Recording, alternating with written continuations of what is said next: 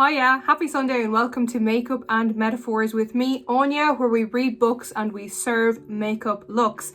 And the book or the poet that we're going to be doing today is Wilfred Owen and his very famous poem that is Dulce et Decorum est, an anti-war poem set around World War I. We're going to be looking into his life a little bit, some of his friendships, talk a little bit about Siegfried Sassoon versus some of the kind of propaganda war poets such as Rupert Brooke and Jessie Pope. So if you're studying poetry for the GCSE, or like myself, you're just very interested in poetry, especially around World War I and that kind of era, then keep watching and thank you so much for joining me. We're starting the video today with a bit of a blank canvas. I've already done my foundation, concealer, contour, bronze and set that down with a bit of highlight.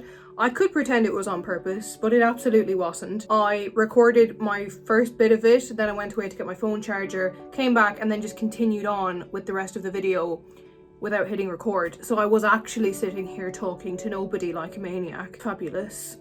Also, my hamster decides that he really wants to be in this video. Oh, she actually, better not misgender my own hamster. Hello, you alright? Do you want to say hello in a bit? So this is Cookie, my hamster. She's a very good girl. Very well behaved. Look at her. Oh, she's so photogenic. Why are my pets so pretty / handsome? Okay, so today's video isn't about hamsters. That was just me procrastinating yet again. I think I'm procrastinating because we're going to do a complicated look today. At least I have a plan for a complicated look and I'm kind of dreading it, but also very excited. So as you could tell from the title and probably the intro already, today we're going to talk about Wilfred Owen, one of the most famous English anti-war poets of all time, along with like Siegfried Sassoon, complete opposite to that of like Jessie Pope and Rupert Brooke and all of those like propaganda pro-war poets. Wilfred Owen's full name was Wilfred Edward Salter Owen and he was born on the 18th of March in 1893. His poetry is very famous for going into quite vivid details of all of the horrendous atrocities that happened during World War I. People would more than likely be most familiar with the poem Dulce et Decorum est, which is on the GCSE Anthology for the Eduqas board. The first time I read the poem, I had never heard of the poem before moving to England.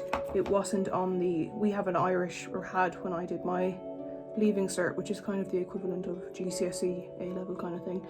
We had a different anthology that was more centred around Irish poets, kind of like how your poems are more centred around British poets. So this powder will basically serve as a barrier between the makeup I've already put down and the eyeshadow that I'm about to put on, and then if the eyeshadow falls onto my cheeks I can just wipe it away. I'll probably have to redo a bit of highlight and blush again after I swipe this away because this will like mattify it. It should brighten up my under eyes though, which will also be good. I'm getting stuck right in with my Carival palette. I'm thinking of using fluorescent green and this black. That black looks quite manky and that's because I mixed it with water before as an experiment. Completely failed, but that's the joy of makeup. You get to mix it together and mess around with it. So Owen was born in Shropshire and he was the eldest of 4. They moved around a considerable amount in his youth. I started, when I was researching it for this video, I started writing down everything and trying to learn it. But then I kind of realised that that might be a little bit of a waste of time, just because you're never referred to that in the exam. And there was, like I said, a significant amount of moving. And it was mostly down to his dad's job. Owen discovered his love for poetry whilst on holiday in Cheshire in 1904. Oh, so Wilfred had been raised in quite a religious family.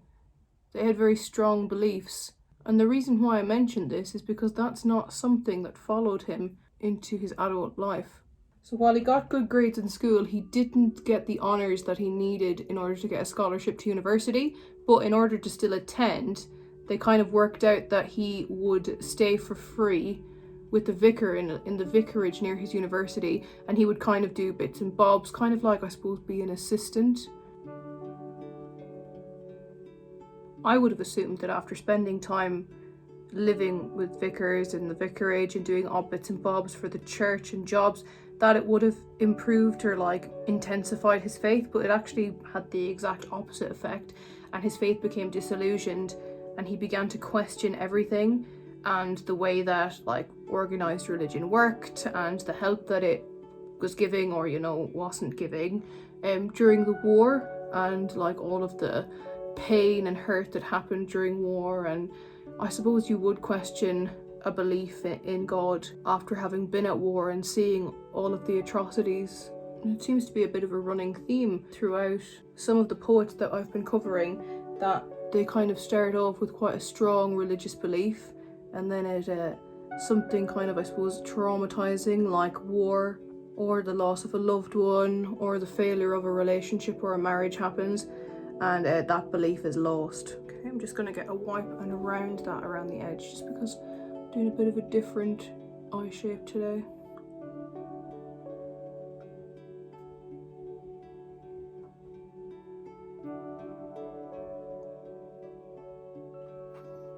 In 1913, Owen was working as an English and a French tutor in Belize in France, in a school of languages in Bordeaux.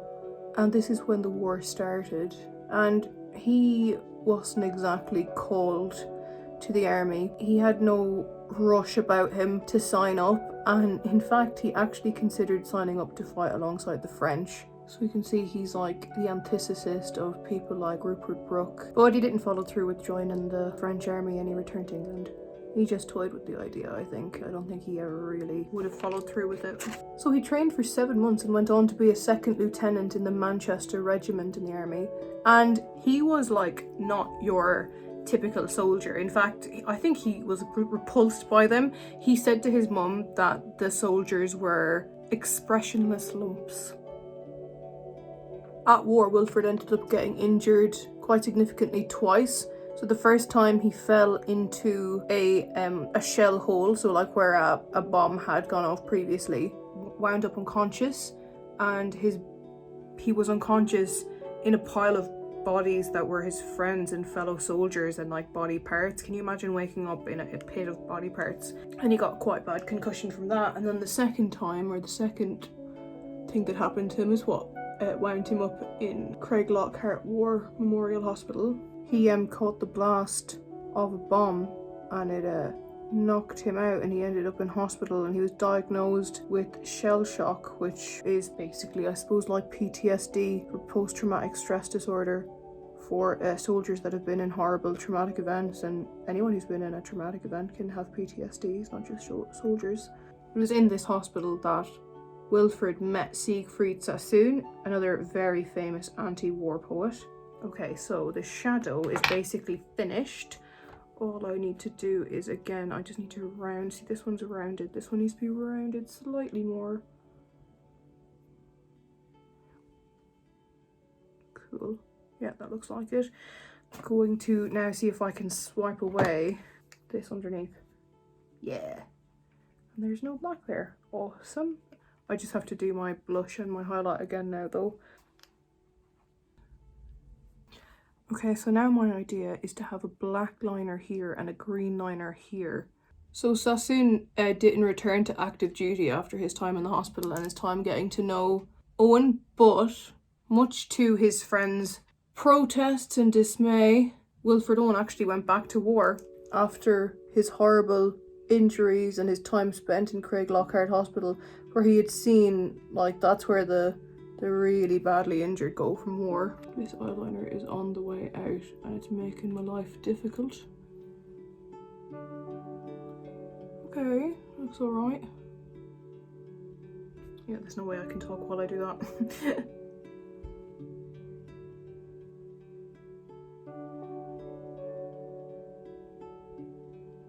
Yeah, now I can see why I don't use that NYX liner, because it's starting to crack already, but I'm basically just using it as a base for these pigment drops in colour, so it'll be alright. So just to refer to the poem for a little bit, the poem itself is just a phenomenal piece of work. I remember the first time I read it, maybe 7 years ago, I was just blown away by it, and I listened to like readings of it on YouTube as well, and there's ones that have the reading of it with like war sound effects in the background, which just make it that little bit more effective. Dulce et Decorum est, which means it is sweet and right, but then the full title being, I suppose, that and the last line of the poem, Dulce et Decorum est per patria mori, It is sweet and right to die for your country. Sounds like it's a pro-war poem, but obviously then it's the exact opposite, because he regards this line as the old lie, so like just Latin. And I'll see if I can find a picture, I know I have it in my own class slides, of Wilfred Owen's like original draft of this, and it was called Dulce et Decorum est, and then I think it was called A Poem for Jessie Pope, or to Jessie Pope. So Jessie Pope was a female journalist, or war journalist. I believe she was working for the Daily Mail, if not I'll correct myself on the screen. And she was basically paid to big up the war, and she wrote a poem called Who's for the Game, in which she basically made it sound like, you know, lads, we're all out here fighting in the war, having a bit of crack, as we'd say in Ireland. Okay, they're some cool eyes, I think. Very Beetlejuice for summertime. So Owen died in battle, or in action I suppose is how they put it, on the 4th of November in 1918. That makes me sad because the 4th of November is my birthday. Obviously not 1918 though. And it just is so frustrating. He died an hour before the signing of the armistice, which is the end of the war. So he died an hour before the war ended, and he had been promoted to lieutenant. So remember, I think he had been second lieutenant. He was promoted to lieutenant the day that he died, and then he died an hour before the signing of the armistice. And then just as well, just to add insult to injury, his mum received the telegram that informed her of his death just as the bells, wow, I need to not say words where I have to move my lips so much while doing my lips. While the bells were ringing out to celebrate the end of the war. So she's basically surrounded by all of these people who are absolutely ecstatic while reading about her son's death. So Wilfred is buried in a communal cemetery in Ors. I know it's O-R-S, I'm not sure if it's pronounced Ors or Urs, or I'm looking very Halloween-y today, I tell ya. And that cemetery is in the north of France. And his epitaph was selected by his mum Susan. So epitaph is what's written on your gravestone. It's usually like a little message. Usually poets and people like that have really beautiful, kind of meaningful epitaphs, and that's no different for Wilfred Owen. So his epitaph reads, "Shall life renew these bodies? Of a truth, all death he shall annul." I think that Wilfred Owen would be proud of all of the impact and education that he gives young people to this day on the horrific effects of war. Like, there's a few lines in his poems that literally make some of the pupils wince, you know, like floundering like a man in fire or lime, you know, gas, quick boys and ecstasy of fumbling, you know, people who hadn't fit their masks just in time, and talking about the effects of mustard gas and all of the different horrible strategies that were used to win wars and to basically just damage the enemy as much as possible. It's an amazing poem, and it taught me so much about World War I, and I think it really sparked a lot of my interest in researching more about the war. So that's it. That's all I've got to say for today's lesson, or today's video, or whatever we're doing here on the internet. I hope that you learned something and you got to meet Cookie, so, you know, win. Please give this video a like, comment if you'd like to, subscribe, share, anything along those lines, especially if you know somebody who's going to be doing poetry for their GCSE next year. This is just a bit of a different way to go through it. Thank you so much for joining me today. I'm really proud of how this look came out. You know, I'm obviously not a makeup artist. This is just something that I have enjoy doing in my spare time. So thank you so much, and I will see you next week.